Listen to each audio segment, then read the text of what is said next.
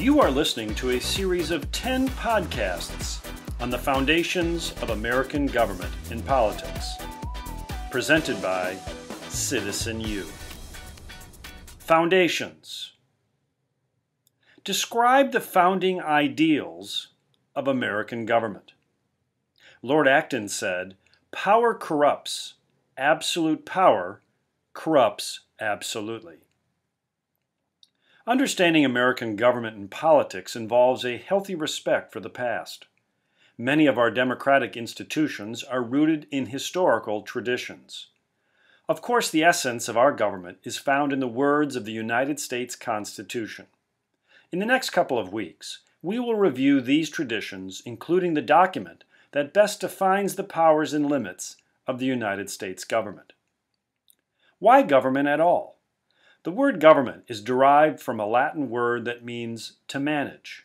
As societies grew more and more complex, governments were formed to help manage group norms. These norms are established in the form of laws and public policies.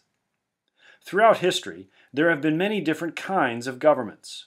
The most common form relied on unelected authoritarian rulers who governed by force.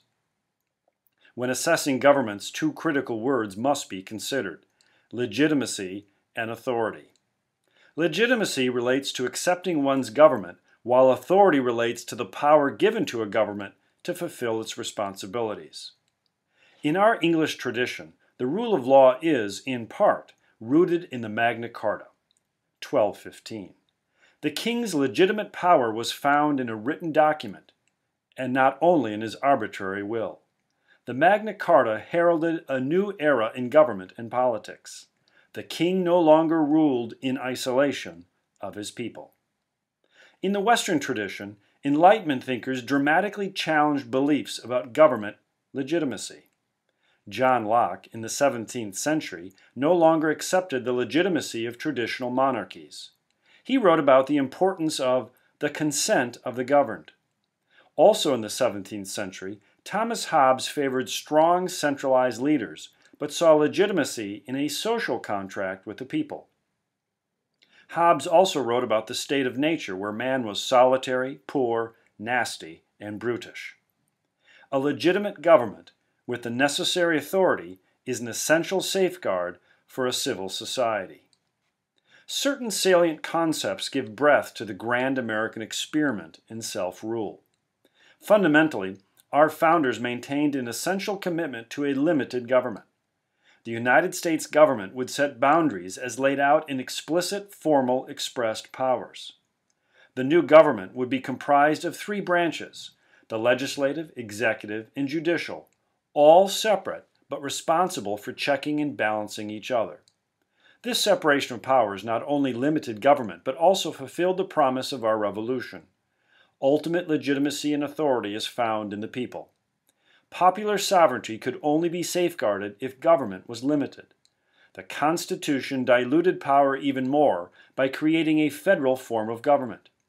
In this way, power and authority would be shared between central, state, and local governments.